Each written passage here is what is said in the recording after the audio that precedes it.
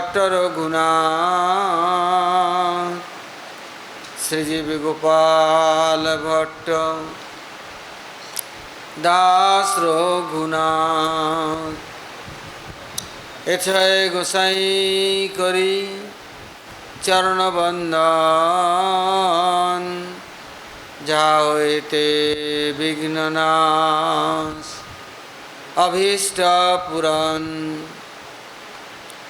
महाभाव स्वरूपतम कृष्ण प्रिया वरियसी प्रेम भक्ति प्रदेवी राधिके तांग नमाम्यहम् राधे वृंदावनाधीशे करुणामृतवाहिनी कृपया निजपदाब्ज दास्यं मह्यं प्रदीयताम् वन्दे नन्दव्रजस्त्रीणां पादर्णुमभीक्ष्णश जसां हरि कथोद्गीतं पुनाति भुवनत्रयं जय श्री कृष्ण चैतन्य दयाल प्रभु नित्यानंद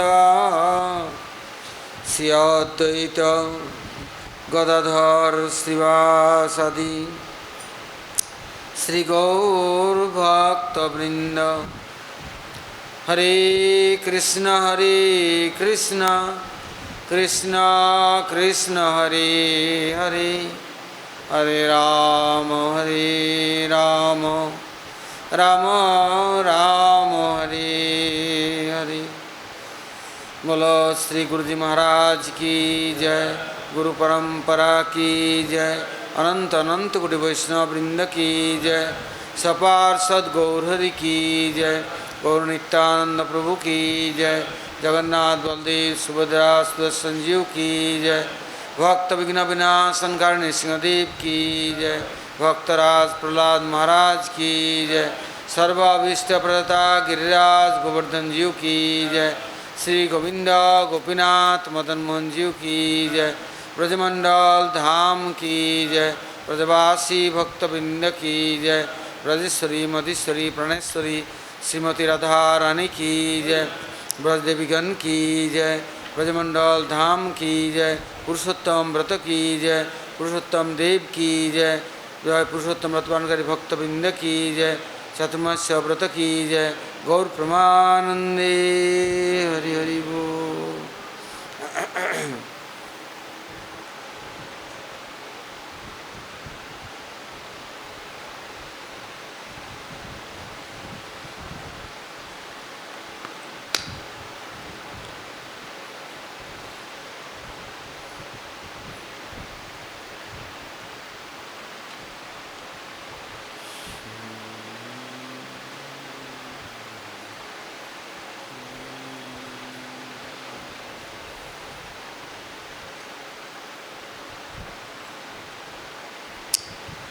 ओम नमो भगवते पुरुषोत्तमाय श्री पुरुषोत्तम स्तुति कौमुदी।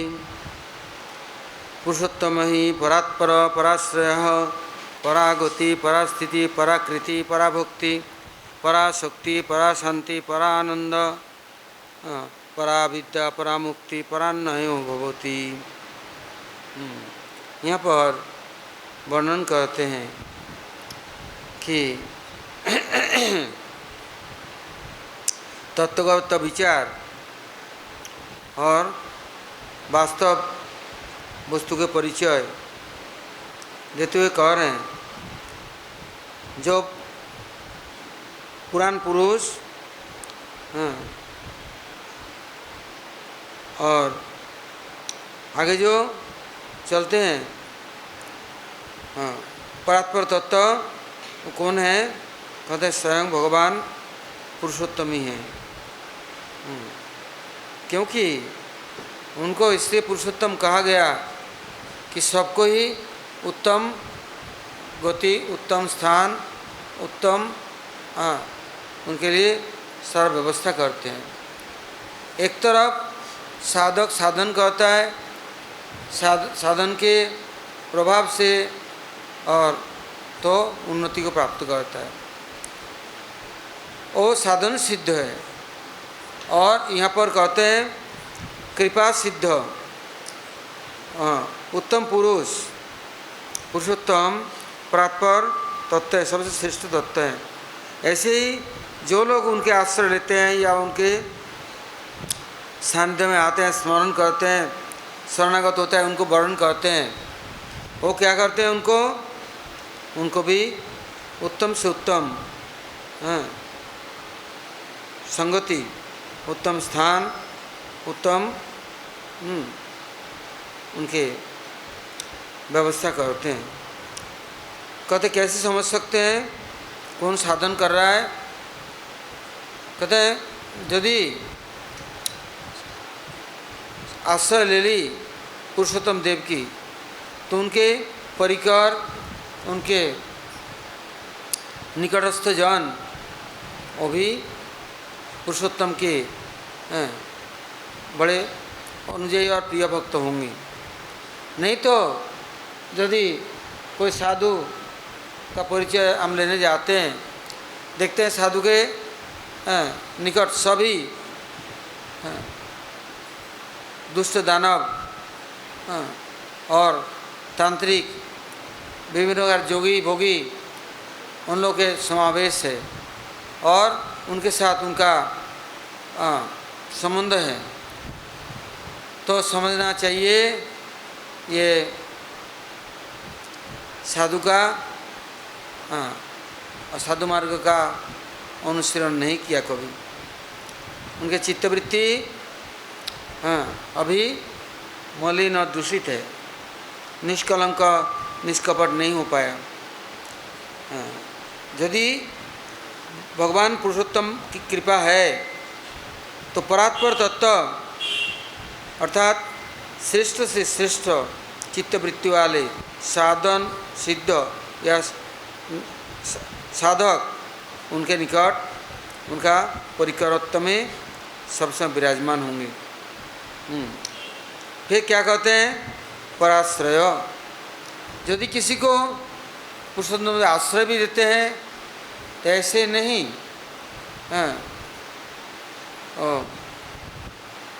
एक जगत गुरु महामंडलेश्वर आचार्य वो अपने शिष्यों को, आश्रित जनों को सिखाया, पढ़ाया, यज्ञ बनाया, साधन भजन में लगाया।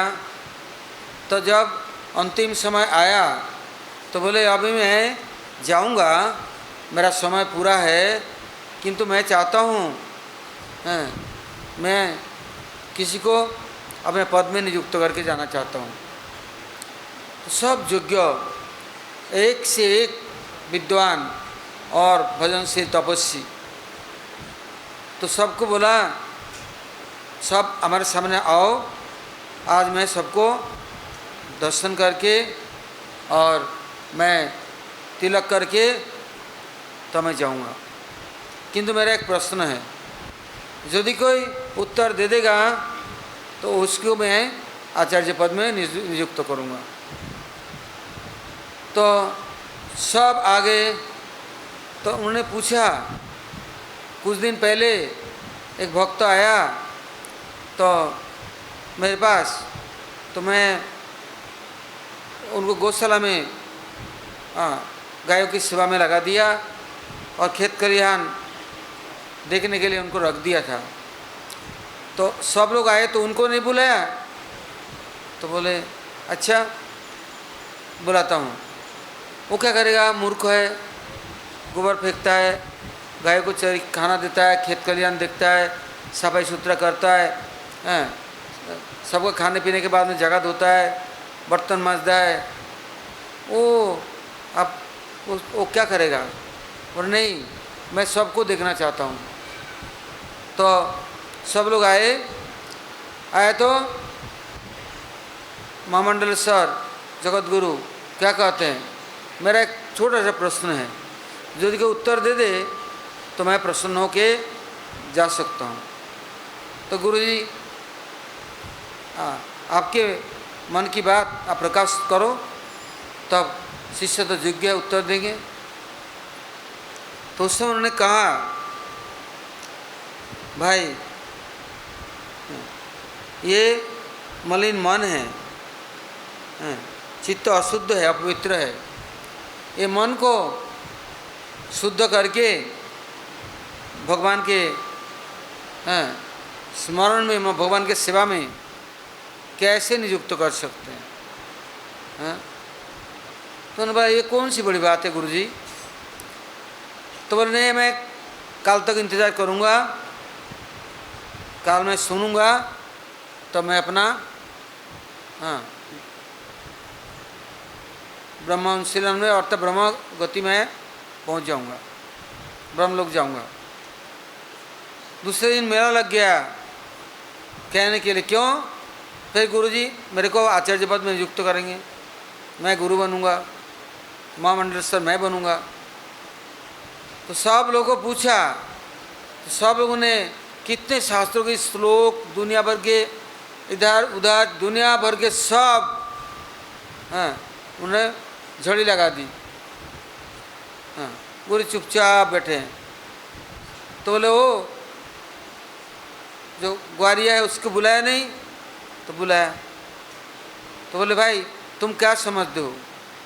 बोले, गुरुजी मेरा तो समर्थ तो है नहीं, मैं आया तो आपके पास में, मैंने आपके पास में समर्पण कर दिया, तन मन वचन जो कुछ है। अब आप जानो ये मलिन करना है, धोना है, सफाई करना है, किस काम में लगाना है, वो आपकी जिम्मेदारी है। आप यदि मलिन बना के रखोगे, आपकी प्रसन्नता है, मैं उसमें भी खुश हूँ। और यदि आपकी इच्छा है, आप मुझे सुंदर सजा करके और तिलक करके और मुझे कहीं का राज्य दिलाएंगे, इसमें आप खुश है, तो आपको आपके ऊपर समर्पण है, आप जो इच्छा करो। मैं मानस देह गेह जो किसी मोर और फिर तुआपदे नंद किशोर, जो कुछ है मैंने समर्पण कर दिया, और मेरे को मालूम नहीं। आपने कहा गौशाला में सेवा करो, मैं करता हूँ। आपने कहा बर्तन मांजो, मैं मांजता हूँ। कहा खेत खलिहान में काम करो, मैं करता हूँ। जैसे आप चाहते हैं। तो गुरुजी ने क्या किया? बोले, तुम मेरी सेवा करने के लिए आया, और यहाँ पर जो इतने बड़े बड़े विद्वान तपस्वी मनुष्य हैं, इनके सेवा करने के लिए आया, या तुम्हारा क्या इच्छा विचार है? तो कहते, गुरुजी आपके पास एक कुत्ता भी है तो आपका है, उनका आदर करना ही आपका आदर है, उसको सम्मान करना आपका सम्मान है। मैं यदि किसी को आदर सम्मान या सेवा नहीं की, आप असंतुष्ट हो गए, तो फिर मैं इतना ही दूरी रहा। अब जो विद्वान लोग थे उनसे पूछा, कितने तुम्हारे कुटुंब गुरु भाई बहन या संबंधी भक्तजन हैं, किसी का मन बिटाव है कि नहीं, कोई किसी से अप्रसन्नता है कि नहीं? तो कोई स्वर ऊंचा नहीं कर रहा है, और इसको सब कोई स्नेह करते हैं, प्यार करते हैं, आदेश देते हैं, निर्देश देते हैं, वो सबकी सेवा करता है कि नहीं? ये सेवा प्राण है और तुम धर्म प्राण है, और तुम कैसे हो बताओ? मान सम्मान प्रतिष्ठा के भूखे, जो तुम्हारा मान सम्मान करा वो तुम्हारा है, जो मान सम्मान नहीं किया, आदर नहीं किया, तुम्हारे आदेश निर्देश नहीं माना, वो तुम्हारे लिए खिलाफ है, दुश्मन है, विरोधी है। तो तुम्हारा मन कहाँ है? तुम मन के गुलाम हो, मन तुम्हारे गुलाम है। तुम तन के दास हो या माया का, या माया तुम्हारे दास है? कोई उत्तर नहीं, चुप पड़ गया सब। और उसके लिए कोई एक व्यक्ति ऐसा नहीं कि कोई शब्द उठाए। तो कहा, देखो वो मेरे को समर्पण कर दिया, हैं। और मैंने जो कुछ कहा, ये नहीं तुम लोगों ने जो कुछ कहा, सबके आदेश निर्देश मानने के लिए तैयार है, सबको प्रसन्न कर रखा है। हाँ, तुम अपने से ही प्रसन्न नहीं हो तो क्या भगवान की सेवा करोगे? हैं, गद्दी बैठोगे कैसे? इसे कहते हैं पुरुषोत्तम ही परात्पर। परात्पर पुरुषोत्तम किसी को आश्रय देते या आश्रय लेना चाहते हैं तो उनको भी सबसे श्रेष्ठ गुण से संपन्न कर देते हैं। और कैसे? धैर्य से, तपस्या नहीं। और क्या कहते हैं, जब तक सेवा नहीं करते तो बल कहाँ से आएगा, चित बल कहाँ से मिलेगा? इसलिए क्या किया भगवान पुरुषोत्तम, किसी को भी किसी की कमी नहीं छोड़ते। जैसे वो उत्तम है सर्वोत्तम, ऐसे आश्रय करने वाले को भी उत्तम से उत्तम श्रेष्ठ विचारों में, आचारों में प्रतिष्ठित करते हैं। फिर कहते पराश्रय। अब ऐसा लगता है सबकी सेवा करता है तो 8 चमचे हैं, खुशामद करने वाला तो समुदी है, सब लोग उनको खुश होकर के इनाम देंगे। कहते हैं नहीं, प्रभु ने, भगवान स्वयं उनको आश्रय देते हैं तो अब सब लोग उनको प्रसन्नता से उनको उनकी रक्षा करते हैं, उनके विपरीत नहीं हो सकते। या वो भी खुद निराश्रित नहीं है, दूसरे के आश्रय में जाकर के आश्रय निरक्त अर्थात रोते गिड़गिड़ाते नहीं, प्रार्थना करते नहीं कि मुझे किस चीज़ की कमी है। जहाँ परात्पर भगवान साक्षात किसी को आश्रय दे दे तो वहाँ किस चीज़ की कमी रहेगा। इससे भगवान पुरुषोत्तम देव उनको आश्रय देने का मतलब है सब प्रकार से उनका व्यवहार और सेवा के वस्तुओं को उनको समर्पण कर देते हैं कि भक्तों के सेवा के लिए, भगवान के सेवा के लिए कभी भी किसी चीज़ की टोटा नहीं और कमी नहीं है। क्योंकि आश्रय यदि नहीं मिला तो कहाँ है?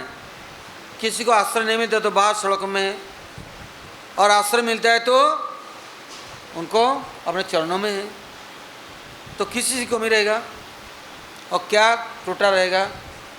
इसे कहते हैं भगवान पुरुषोत्तम पराश्रय, निराश्रय नहीं, पराश्रय, श्रेष्ठ आश्रय अर्थात भक्तों के निकट, जिसके श्रीमती राधारानी और सखियाँ सखा वात्सल्य वाले ब्रज के परिकर उनको, उनके प्रति बहुत प्रसन्न, और वो लोग सभी उनकी देखभाल सुरक्षा में सब समय तत्पर है और सब अधिकार उनको दे रखा है। तो इसका मतलब अनधिकार चेष्टा और अनधिकार चर्चा नहीं करती है। सब भगवान ने अपना अपना भंडार दे दिया और सब प्रभु ने छोड़ दिया। तो इसका मतलब एक दिन नवद्वीप में परिक्रमा चल रहा है तो गुरुजी ने बुलाया, बुलाकर बोले भाई इतना लोग आए हुए हैं और सब लोग व्यस्त हो गए, कोई मेरे पास आता नहीं और किसी शकल भी मैं देखता नहीं, तो ये लोग सब इन लोगों के लिए आया कि मेरे लिए भी आया? मेरे से कोई किसी का संबंध है? तो यदि भगवान ने आश्रय दिया, गुरु ने आश्रय दिया और गुरु के साथ कोई संबंध नहीं, अर्थात उनसे उनके लिए कोई समय नहीं, उनके सेवा में कहते सभी तो गुरु सेवा है। अब फुर्सत नहीं, उनसे मिलने का, दर्शन करने का, प्रणाम करने का या उनके सेवा के, उनको पूछने के लिए कुछ समय नहीं। तो तो ऐसे विश्व जगत के मालिक जो पुरुषोत्तम भगवान यदि किसी को परागति श्रेष्ठ गति देते हैं तो ऐसे बहिर्मुख नहीं होता, उन वस्तुओं को लेकर ये दूर हट के नहीं जाता है और उसमें व्यस्त ऐसे हो गया अब उनको फुर्सत ही नहीं है। कहते हैं नहीं, परागति श्रेष्ठ गति सबसे उत्तम, सब देने पर भी वो कभी भी दूर नहीं हटती और न कभी अलग हो सकती। कहते परास्थिति, उनका स्थान कहाँ है? सदा सर्वदा कीर्तन में, स्मरण में, सेवा में स्थिर रहने से वो सबको आकर्षण करके भगवान के चरण कमल में लाता है और सबको संस्कार करके उपयुक्त सेवा का शक्ति और सौंदर्य माधुर्य से परिमंडित कर देता है। ये नहीं सौकुमार्य सौशौर्य अर्थात कुछ करा हार गया, थक गया और छिप गया, कहीं लेट गया, कहते ऐसा नहीं हो सकता। प्रभु ने आश्रय दे दी, शक्तिहीन हो गया, कायर हो गया, डरपोक हो गया, घर घुसा, भाग गया, ऐसा नहीं हो सकता। फिर उनका शक्ति नहीं और शक्ति कार्यकारी नहीं, कहते ऐसा नहीं हो सकता, क्योंकि परास्थिति उनका स्थाने स्थिता वो प्रभु के चरण कमलों से कभी नहीं अलग होते। यदि कहो वो दूर चले गए तो ये दूरी नहीं है। क्यों? वो सब समय प्रभु के स्मरण कीर्तन में, सेवा में और सबको सेवा में नियुक्त करते हैं और खुद भी प्रभु के चरणों से अलग नहीं। इससे महाप्रभु के भक्तजन क्या करते थे? वो कोई नकुल ब्रह्मचारी, कोई तो राघव पंडित, कोई तो शिवानंद सेन, कोई हो श्रीखंडवासी नरहरि शंकर ठाकुर, कोई जजीग्राम में श्रीनिवास आचार्य, जो जहाँ है नरोत्तम ठाकुर कहाँ खेतुरी ग्राम में पहुँच गए हैं, कितना दूरी पर, वहाँ भी सबको एकत्रित करके, सबको शक्ति संचार करके माया के से उठा करके प्रभु के सेवा में नियुक्त कर दिया और प्रभु के सानिध्य में स्थित कर दी। कोई अलग नहीं हो सकते। इसे कहते हैं जब पुरुषोत्तम देव प्रसन्न हैं तो उनका स्थिति भी प्रभु अपने चरणों के पास में ही होता है। कहते हैं पराकृति, उसका आकृति प्रकृति कैसा होता है? सब समय रो रहे हैं और चेहरा उदास है, मुख काला है और कभी सर ऊंचा करके देख नहीं सकता, बोल नहीं सकता, सब समय अपने ग्लानि से भरे हुए हैं। कैसे? ऐसा आकृति प्रकृति नहीं होता। कहते हैं तदात्म, एक लोहे को आग के अंदर डाल दो तो लोहा कुछ देर में आग प्रवेश करने से इतना तेज धारण करता है, लाल हो जाता है और उस समय कोई छू भी लेगा ना तो भी जल जाएगा। तो लोहा कोई जलाता थोड़ा ही है, आग प्रवेश कर गया ना, आग जलाते हैं, गर्मी दे रहे हैं, उजाला हो गया। कहते हैं ऐसे ही भगवान पुरुषोत्तम का यदि आश्चर्य कोई ले लेना तो कहते हैं ना और ब्रह्मलीन हो जाता है, अर्थात उसके अंदर शक्ति संचारित हो जाता है। वो भी कम नहीं, ब्रह्म तो नहीं, ब्रह्मलीन तो नहीं है, ब्रह्म का ब्रह्म वस्तु अर्थात उनके सानिध्य में आने से उनके शक्ति से शक्ति संपन्न हो जाते हैं। क्या वो शक्ति फिर चले जाएगा, क्षीण हो जाएगा, दूर हट जाएगा? संभव है? कभी संभव नहीं हो सकता, उनसे अलग नहीं हो सकता। कैसे समझेंगे? तो कहते हैं पराभक्ति। भक्ति का तात्पर्य है भक्तिरेवैनं नयति भक्तिरेवैनं दर्शयति भक्तिवश पुरुष भक्तिरेव भूयोसी। कहते हैं क्या भक्ति? भजदातु सेवायाम। हाँ, उत्तम से उत्तम सेवक के साथ संबंध, सेवा प्राण। और कैसी सुंदर सेवा होता है, हैं? वो सब कुछ प्राप्त करता है। इसी का भक्तिरेवैनं नयति, भक्ति निकट में बुलाते हैं, सामर्थ्य है। भक्तिरेवैनं दर्शयति, जिनके पास भक्ति है वो सदा सर्वदा ये माया का जल का दर्शन नहीं करते, प्रभु के अपराकृत नित्य नवनवायमान रूप का दर्शन करते और उनके सेवा में सब समय समर्पित हो जाते। कहते भक्ति भाषा पुरुष, उनके भक्ति के द्वारा वो पुरुषोत्तम वशीभूत है। इसे जसोदा माता गोदी भी लेती है, तारण बसन करती है और लालन पालन भी करती है, किंतु कभी अलग नहीं। जब 100 साल देखा जाता है विरह और विच्छेद, उसमें मुहूर्त काल के लिए क्या भूल गए या उलाना लगाया, दोष लगाया, ये भक्ति का लक्षण नहीं है। भक्ति के लक्षण जहाँ शुरुआत होती है वहीं संदेह निरासन, कोई कपटता, संदेह नहीं, किसी प्रकार निंदा नहीं, किसी प्रकार चुगली नहीं, किसी प्रकार कपटता नहीं, छिपाव नहीं। वहाँ पर भक्ति का तात्पर्य देते हैं, कहते हैं भक्ति वश पुरुष। वो अब किसी के गुणगान नहीं कहते हैं। गुरु के आगे, भगवान के आगे यदि किसी की प्रशंसा और गुणगान करते हैं तो ये भगवान के लिए निंदा है, गुरु के लिए निंदा है। क्यों? उनसे बढ़कर कौन होगा? असमर्थ परात्पर तत्व है, उनके आगे कौन प्रशंसनीय है? उनके आगे किसी की प्रशंसा और पूजा के अधिकार, किंतु आदर करना, सम्मान करना और वो प्रभु के हैं, इसलिए। तो यहाँ कहते पराभक्ति, भक्तिवश पुरुष, भक्तिरेवैनं नयति भक्तिरेवैनं दर्शयति भक्तिवश पुरुष भक्तिरेव भूयोसी। जहाँ ये भक्ति वहीं उनके पीछे पीछे प्रशंसा है, किंतु उसके भूखे नहीं हैं।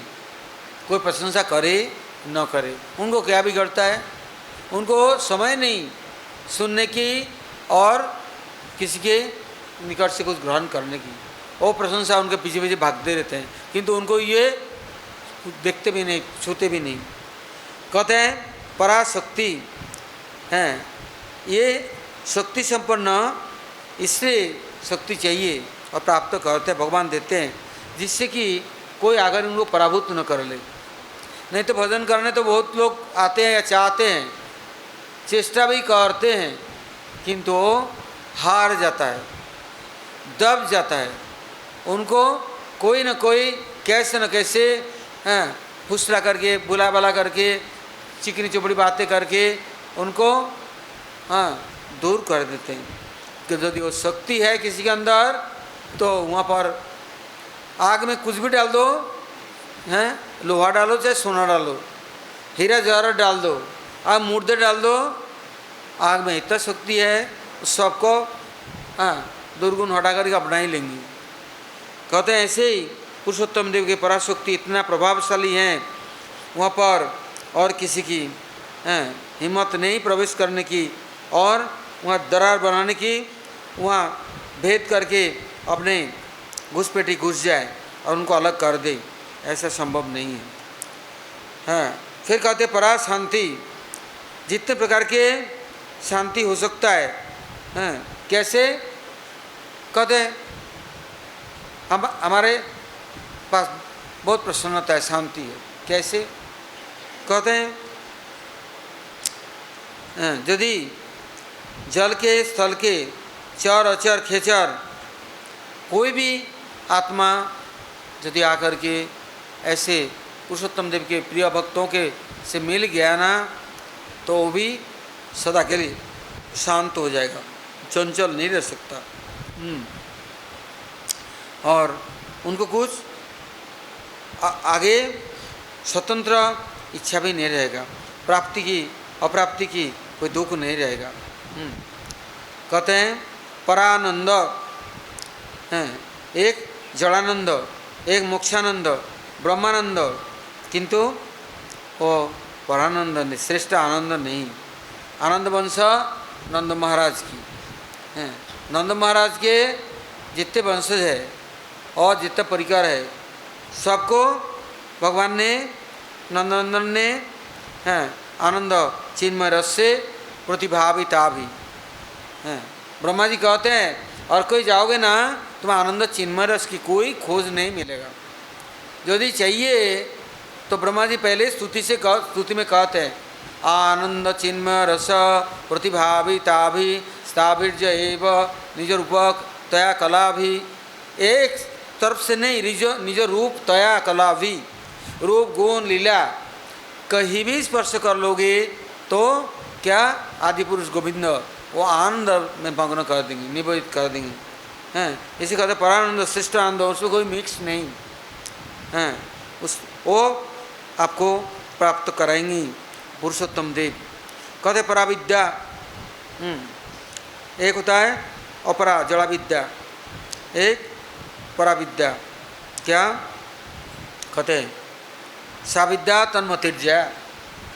यदि विद्या ददाति विनयम न तो उद्धतम, विद्या विनय को प्रदान करने वाले हैं। क्या विनय? भगवान की कृपा होने पर सबसे पहले जो भगवान के नित्य निजजन बलदेव प्रभु, नित्यानंद प्रभु या गुरुपाद पद्म उनके प्रति हैं अपना शरणागति आएगा। नहीं तो विद्या महाप्रभु क्या कहते हैं से विद्यार फल जानी हो निश्चय यदि कृष्णपाद पद में चित्तवृत्त रहे हैं। दिग्विजय करीब विद्यार काट जन ही ईश्वर भजिले से विद्या सत्य कहे हैं। कहते हैं वो विद्या यदि भगवान की तरफ मोती नहीं लगाया तो काय की विद्या है। तो ये श्रेष्ठ विद्या पराविद्या हैं। और साथ साथ में क्या होगा परामुक्ति, किस प्रकार बंधन में आने वाले नहीं हैं। जब श्रेष्ठ विद्या प्राप्त कर लिया कहते हैं मूर्ख सा विद्यापक कृष्ण माया है, कृष्ण भजन छाड़ी अन्य पति जाए। कहते विद्वान कहने वाले वो लोग भगवान को छोड़कर जब दूसरे मार्ग में जा रहा है तो क्या विद्या प्राप्त किया? कहते जड़ विद्या दत्त मायार वैभव तुम्हारा भजन एक बाधा और नित्य संसारे मोहजन्मिया जीव के करे गाधा। कहते विद्या लाभ किया तो तुम्हारे संसार में मोह कैसे हो गया? इसका मतलब तुमने जड़ विद्या लाभ करके गाधा बना बाहर ढूंढने के लिए, मोह हो गया। तो ये अपराकृत विद्या का पराविद्या का ऐसा फल नहीं है। यह परामुक्ति सदा सर्वदा मुक्त, कोई आसक्ति नहीं, किसके द्वारा बंधे हुए नहीं, किसके बिना चलता नहीं ऐसा भी नहीं, और कोई नहीं मिलता नहीं मिलने से दुख होगा किसी प्रकार का उनका बंधन नहीं, सबसे मुक्ति। फिर कहा प्राणय भवती वो कैसे हो जाते हैं? परान्वयो अर्थात श्रेष्ठ अन्वय, एक अन्वय और व्यतिरेक अर्थात एक उन्मुख एक विमुख, एक प्रतिकूल एक अनुकूल है। उनके निकट जीवन सब अनुकूल, कोई प्रतिकूल नहीं, कोई विरोधी नहीं, कोई शत्रु नहीं, मित्र नहीं। बस कैसे हो जाते हैं? परवेद स्वरूप अर्थात समझ तत्वज्ञता है। अब उनको कोई भूला भटका नहीं सकता न कोई। इससे पुरुषोत्तम की यार इस व्रत की और उनकी इतना श्रेष्ठ महिमा है। कहते हैं पुरुषोत्तम आदितानि भूतानि जायन्ते पुरुषोत्तमेन जीवन्ति पुरुषोत्तमम अभिसन्ति भूमा वही पुरुषोत्तम। कहते हैं देखो भाई ये पुरुषोत्तम का परिचय देते हुए कह रहे हैं पुरुषोत्तम कृष्ण से जड़ जगत जब संसार समस्त विश्व का सृष्टि हुआ, किंतु जब सृष्टि हो गया अब हम लोग जगत में आए, अपने कर्म के अनुযাयी आवरणात्मिका और विक्षेपात्मिका दो शरीर प्राप्त किया। ये उसमें इतना आसक्त हो गए हम लोग प्रभु का नाम गंध सब भूल गए, उनका निशाना हम खो बैठे हैं। किंतु पुरुषोत्तम किसी को भूलते नहीं, छोड़ते नहीं और जीवन धारण करने के लिए सारे व्यवस्था वो करते हैं। किंतु यदि कोई भगवान पुरुषोत्तम के निकट शरणागत होते हैं तो वही भूमा पुरुष है, वही महाप्रलय में भी रक्षा करने वाले और अपने पास में उनको ले जाने वाले हैं, उनको छोड़ने वाले नहीं हैं। किंतु महाप्रलय में सब लोग जाकर के गर्भदशा में प्रवेश करता है, गर्भदशाई जाकर कारणदशाई में, कारणदशाई सब ब्रह्मांड को लेके सब कुछ लेके जाकर के चुपचाप महाप्रलय में शयन करते हैं।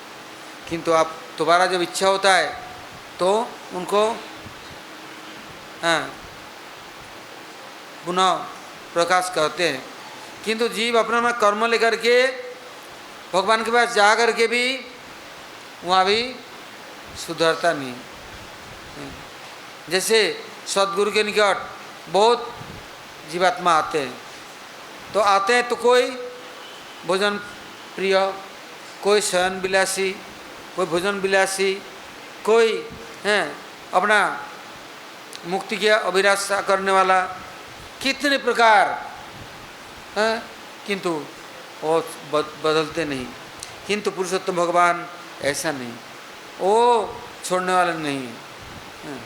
वो एक बार स्मरण भी कर ली बस, अब उनके पीछे भूमा पुरुष सबको लगा देंगे, छोड़ना नहीं इनको। अब ये गिरे नहीं।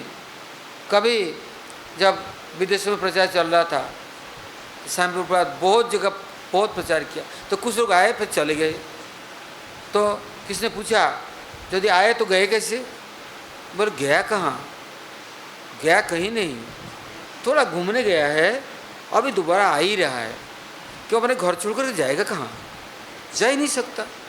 मैंने उनको बुला के लाया, क्यों बाहर भटकते हो, चले आओ अपने घर में। मैंने उनको मंत्र दे दिया, back to God and back to home. तुम्हारा घर भगवान के चरणों में, तो कहाँ जाएगा? फिर मैं उसके पीछे कितनों को और लगा दूंगा, व्यवस्था बनाऊंगा। जब तक उनको लाऊंगा नहीं तब तक छोड़ूंगा नहीं। लाना ही है। प्रभुपाद षष्ठ ठाकुर जी ने क्या कहा, 100 जन्म लेना पड़े एक व्यक्ति के लिए, तब मैं 100 बार जन्म लूँगा एक शिष्य के लिए, छोड़ूंगा नहीं। कहीं भी जाएगा वहीं जाऊंगा। इसे बृहद भागवत में तो मैं दिखाया, गोप कुमार जा रहा है, गुरु उसके पीछे पीछे भाग रहा है, वो भूल गया, मस्त हो गया।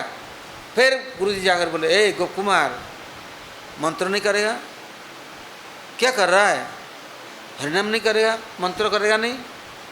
अच्छा गुरु महाराज आपने दर्शन दिया, भूल गया, फिर शुरू कर दिया। तो ये भूमा पुरुष पुरुषोत्तम भगवान ये छोड़ेगा नहीं, किसी को नहीं। फिर बुला के लाएंगे, कैसे न कैसे लाएंगे, अपने पास लाएंगे, छोड़ेंगे नहीं। इसे कहते हैं, स्वामी प्रभुपाद की याद है, वो खुद कहते हैं कि देखो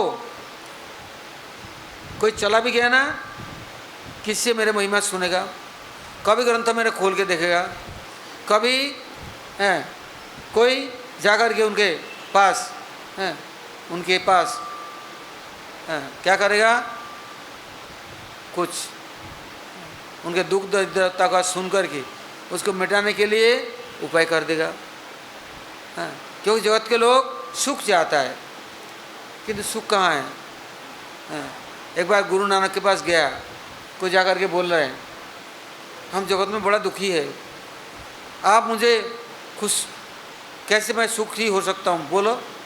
तो देख तेरे को मैं एक पाठ देता हूँ, इसका नाम है सुखमनी, ये पाठ करेगा तो सुखी हो जाएगा। तो आज भी वहाँ सिख संप्रदाय में है, सुखमनी का पाठ जरूर करेगा। जैसे यहाँ कोई हनुमान जी क्या करते हैं, हनुमान चालीसा पाठ करते हैं, कोई राम चालीसा पाठ करता है, कोई शिव चालीसा पाठ करता है, तो वहाँ उनका सुखमनी नाम है। तो यहाँ पुरुषोत्तम देव कहते हैं कि देखो पुरुषोत्तम ही सर्वम पुरुषोत्तम ही सर्वमयो अमृतमयो अधियोग्य अधिपुरुष पुरुषोत्तमात् परतरम कोऽपि नास्ति। कहते हैं पुरुषोत्तम ही सर्वमय हो, ये भगवान पुरुषोत्तम सब कोई सब जगह में नहीं हो सकते, जा सकते। पुरुषोत्तम सर्वमय सब जगह में है, विराजमान है। कैसे हैं? अमृतमय है। और कैसे हैं? अधियज्ञ, अर्थात यदि कुछ समर्पण करो, कोई भगवान या देवता स्वीकार करे न करे कोई संदेह है, किंतु पुरुषोत्तम देव के लिए क्या करते हैं लोग पता है? मालपुआ बनाएंगे 32 दिन के 32, एक थाली लेंगे कांसे का, उसको लेके भगवान को समर्पण करते हैं। कोई पत्तल में लेके समर्पण करते हैं, और कोई नहीं तो तुलसी दल लेके समर्पण करते हैं। कोई बाजार से कुछ ले आया, उनको दे देते हैं पुरुषोत्तम भगवान को। कहते हैं यज्ञ अधियज्ञ। कैसे व्यक्ति मंत्र नहीं तंत्र नहीं, क्या कहता है? मूर्खाय बदति विष्णाय, हाँ, धीराय बदति विष्णवे, उभयम तो समम पुण्यम भावग्राही जनार्दन।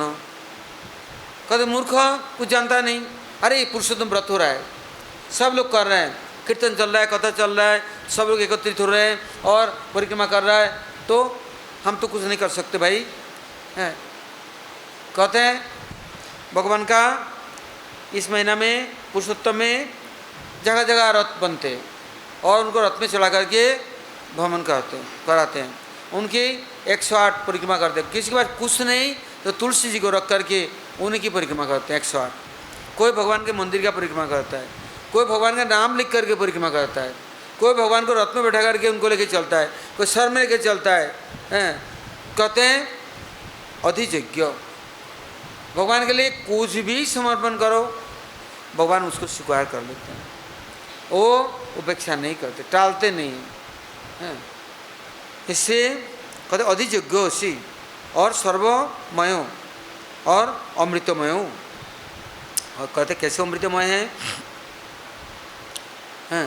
भगवान के लिए कुछ भी समर्पण किया तो अमृत नहीं, जड़ खैसिल नहीं, अमृतमय चिरकाल के लिए। कहते द्रौपदी ने पहले जन्म में गरीब बुढ़िया, तो भगवान का रत्न निकला, अब तन में चिथड़ा पहने सड़क से वो जंगल में पेड़ के आड़ में खड़ी हो गई। भगवान को सब कुछ सब दे रहा है, नाच रहा है, गा रहा है, आरती उतर रहा है, कुछ समर्पण कर रहा है, वो कुछ नहीं है। तो सोचा क्या दूँ, तो अपने अंचल को फाड़ लिया, फाड़ के चित्रा लेके भगवान को बलैया लिया, आरती उतारा और समर्पण कर दिया। भगवान कहते हैं कभी भी तेरे वस्त्र की कमी नहीं होने दूंगा। इसके लिए परीक्षा की घड़ी आई, हाँ, किंतु उनका कमी नहीं छोड़ा प्रभु ने। तो कहते हैं अमृतमय अधिदैव पुरुष। कैसे? पुरुषोत्तमा। कहते हैं जितने भगवान का अवतार बोली है, यदि कोई पुरुषोत्तम भगवान का अनुयायी या उनको समर्पण करने वाला हो तो सारे अवतार बोली उनको आगे कर देते हैं, आगे बढ़ा देते हैं, पीछे नहीं हटाते। या तो कोई विष्णु भक्त को था शिव भक्त चिढ़ते हैं, कोई शिव भक्त हुआ तो विष्णु भक्त उनसे उनसे क्या करते हैं, उनसे लड़ाई करते हैं या पक्ष प्रतिपक्ष करते हैं। देवता लोग एक को मानो दूसरे बिगड़ते हैं, किंतु पुरुषोत्तम भगवान के मानने वाला और तो उनको कोई भी देवता दैव कभी उनके विरुद्ध नहीं होता। इससे कहा पुरुषोत्तमात् परतरम कोपि नास्ति। ऐसे पुरुषोत्तम से बढ़ करके और कोई परतत्व और कोई श्रेष्ठ है ही नहीं और न कभी हो सकता। परावरेशमीश्वरो हे पुरुषोत्तम सत्यम परम पुरुषोत्तम विद्यात् उत्तम श्लोक ये पुरुषोत्तम क्षेत्र क्षेत्रज्ञस्य पुरुषोत्तम नित्यमेवं पुरुषोत्तम ध्यायेत् यदित् रसेत् उपासित एक एव पुरुषोत्तम ध्येयं कीर्तन गुणसागर देखो भाई, ये पुरुषोत्तम की नित्यकाल ध्यान करो, पूजा करो, किंतु उपासना कैसे होगा? रस योग से। हैं, रसिक वैष्णवों के साथ, रसिक भक्तों के साथ रस उपासना सीखो, और वो व्यवस्था प्रभु करेंगे। कीर्तन बहुत लोग करते हैं, किंतु दुनिया को रिझाने के लिए। नाचते गाते हैं, किंतु प्रभु को रिझाने के लिए नहीं। किसी एक समय वृंदावन में बिहारी जी के अपने प्रिय सबसे सेवक और वृंदावन में निधिवन में बिहारी जी को कीर्तन सुनाया करती। तो राजा को, बादशाह को खबर पड़ा।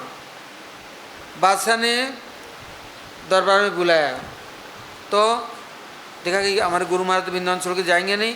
उन्हें 2 सेवक चला गया, तानसेन और बेजबौरा।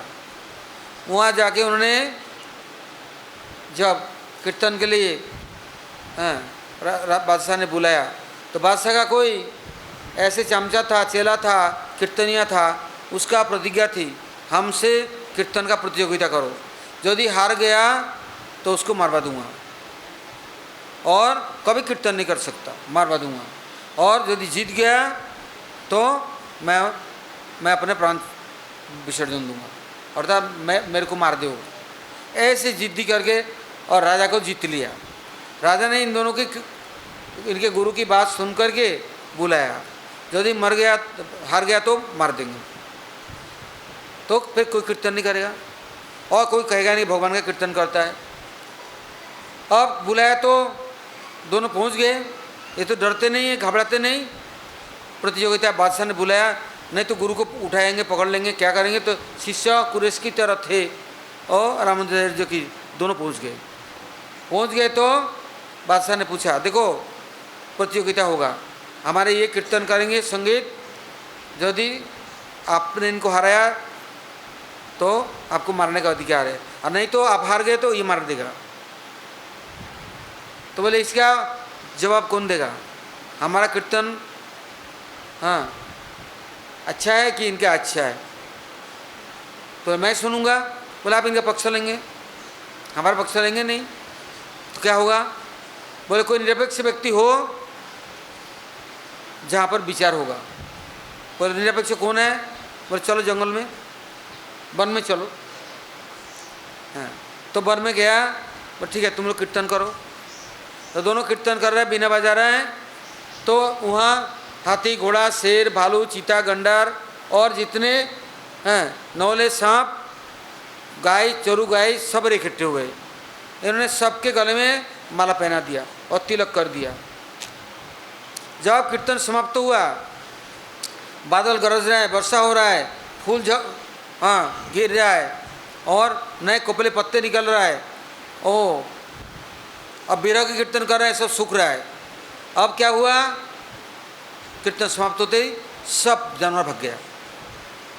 अब इन्होंने कहा राजा से, आपके कीर्तनिया है, कीर्तन करेगा और सब आएगा पशु, सबके गले में माला दे दिया, हमारा माला वापिस ला के दे, तब मैं जानूंगा कीर्तनिया है। बोले ऐसे कभी होता है क्या? कोई जानवर आएगा? तो उनको बोला कीर्तन करने को, वो कीर्तन करा, एक चेटी भी नहीं आया, चिड़िया भी नहीं आया, एक मक्खी भी नहीं आया। और सुन करके जो लोग सब खुश होके हृदय द्रवीभूत हो रहा था, कभी रोमांच कंप पुलक श्वेत वैवर्ण, उस खुशी को कुछ नहीं। और ऐसा लगा कि ये मैं क्या कर रहा है, ये भूत है ना प्रेत है, कौन सा पीछे से आया। अब तो राजा भी बड़ा विपत्ति में पड़े, इसको तो मार लेगा। बोले ऐसा नहीं होता है, कोई जानवर नहीं आता है। बोले ठीक है, अब मैं बुला लूँ, अब मैं माला लुटा लूँ। बोले कर लो। तब फिर कीर्तन शुरू किया, सब आ गए और एक एक करके माला खोल करके उन्होंने सब ले लिया। अब राजा दिखे हैरान। तब राजा ने पूछा, तुम्हें संगीत विद्या कौन ने सिखाया? तो हमारे गुरु ने। बोला हम आप तुम्हारे गुरु का दर्शन करेंगे। आ गया वृंदावन। जब आ गया, आकर के और निधिवन में पहुंच गया। सोचा इनके गुरु का कीर्तन सुनूंगा। तो गुरु तो कीर्तन सुनाने वाला नहीं। गुरु बोलते मैं किसी का चमचा नहीं हूँ, वो उनको सुनाने वाला हूँ और किसी की नहीं, मैं किसी की 8 दलिया चमचे नहीं हूँ। तो देखा क्या करूं अभी। शिष्य लोगों ने सोचा क्या करना है, इसलिए दोनों बैठ गए। तानसेन बैजी बावरा बीना ले लिया, उल्टा पुल्टा स्वर संगीत शुरू कर दिया। बिगड़ गया, आया बिना छीन लिया, ऐसे थोड़ी गाते हैं, ये नहीं सिखाया। फिर गाने लग गए। क्या देखा, वो निधिवन पेड़ पौधे नाचने लग गए। बिहारी जी कितने रूपों में प्रकट होकर के नाच रहे हैं। वो राजा बादशाह देख करके वो बस उनका होश खो गया। तो इससे कहते हैं यदि आपको पुरुषोत्तम की ध्यान करना है, पूजा करना है, रसयोग से उपासना करना है, तो पुरुषोत्तम हैं कीर्तन गुण के सागर है, समुद्र हैं। इतना सुंदर स्वर, ताल, लय, मान, पद, सब कुछ देकर के योग्यता देंगे। और पर अवर सबके अधीश्वर पुरुषोत्तम वो परम सत्य स्वरूप है। ये मत सोचो ये कल्पना है या अधिक स्तुति हो रहा है, ऐसा नहीं। समस्त उत्तम श्लोक के द्वारा ही उनके गुणों का वर्णन किया जाता है और सब सिद्धों ने किया और करते हैं। पुरुषोत्तम क्षेत्र ही श्रेष्ठ है और वही क्षेत्रज्ञ है। उन्हीं का ही ध्यान करो, उन्हीं का ही पूजा करो, रस उपयोग से उपासना सीखो एवं उनसे प्रार्थना करो। वही समस्त गुणों के सागर और सब कुछ रस देने वाला है। अब हम लोग काल सुनेंगे आगे। गौर प्रमानंदे।